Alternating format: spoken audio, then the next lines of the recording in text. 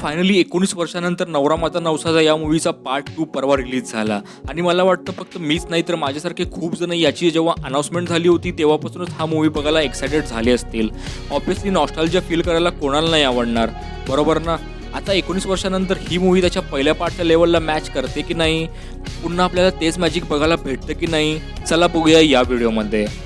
तर याच्या स्टोरीपासून सुरुवात केली तर पहिल्या पार्टमध्ये वॅकी आणि भक्तीला गणपतीपुळेला जाऊन त्यांचा नवस फेडायचा असतो, ज्यामध्ये सचिन सरांना कपडे काढायचे असतात.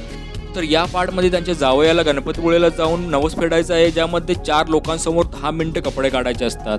आणि या ट्विस्ट म्हणजे जावई नास्तिक आहे. आता हे नवस फेडू शकणार की नाहीत आणि खरंच त्यांचा जावई त्या लोकांसमोर कपडे काढेल का, आणि या त्यांच्या प्रवासात काय काय गोष्टी घडतात हे जाणून घेण्यासाठी तुम्हाला मूवी बघावा लागेल.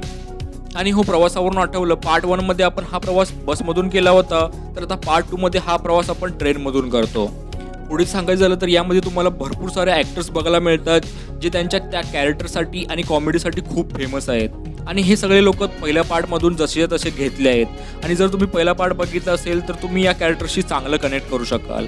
आणि तसं सांगायचं गेलं तर पार्ट 2ची स्टोरी ही सेमच आहे पार्ट 1 सारखीच, म्हणजे यामध्ये नवीन असं काही नाही आहे, पण त्या स्टोरीचं केलं गेलेलं प्रेझेंटेशन आणि एक्झिक्युशन मात्र खूप कमाल आहे. आणि ऑब्व्हियसली डायरेक्टर सचिन सरांना बरोबर माहिती आहे की ऑडियन्सला नेमकं काय हवं आहे आणि नेमकं त्यांनी तेच दिलं आहे.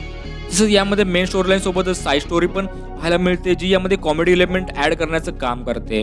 आणि ऑफकोर्स पहिल्या पार्टमधले कॅमेओज सुद्धा आपल्याला यात बघायला मिळतात, पण त्याचबरोबर काही नवीन कॅमेओज सुद्धा आपल्याला यामध्ये बघायला मिळतात. आणि पर्सनली या कॅमेओजमधून मला 2 कॅमेओज खूप आवडले, ते म्हणजे फर्स्ट हाफमध्ये निर्मिती सावंत आणि सेकंड हाफमध्ये वैभव मांगले. बाप रे, काय कॉमिक टायमिंग आहे या दोघांची, खरंच बघून खूप मजा आली. आणि यासोबतच अशोक सरांचं काम म्हणजे दर्जाच.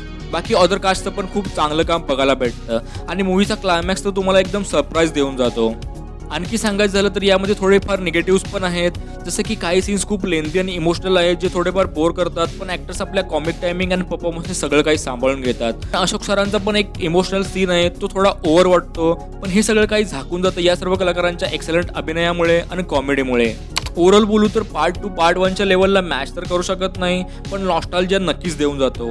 लहानपणी पाहिलेला तो पहिला पार्ट आणि ते सगळे ॲक्टर्स, ती तेव्हाची कॉमेडी, सोनू निगमचं हिरवा निसर्ग, हा भोवतीने हे गाणं, असं सगळं काही तुम्हाला एका क्षणात डोळ्यासमोर दिसू लागतं. मी तर म्हणेन या मूवीमध्ये काही चढउतार झाले असतील, काही चुकामुक झाले असेल, पण जर तुम्हाला नॉस्टॅल्जिया फील करायचं असेल तर तुम्ही हा मूवी नक्कीच बघा.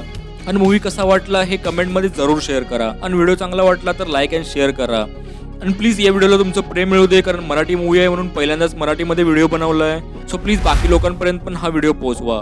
आणि हो, चॅनलवर आणखी काही बघायला आवडलं तर नक्कीच बघा आणि चॅनलला सबस्क्राईब करा. तर चला मग मी भेटेन अशाच एका पुढच्या व्हिडिओमध्ये. तोपर्यंत take care and bye bye.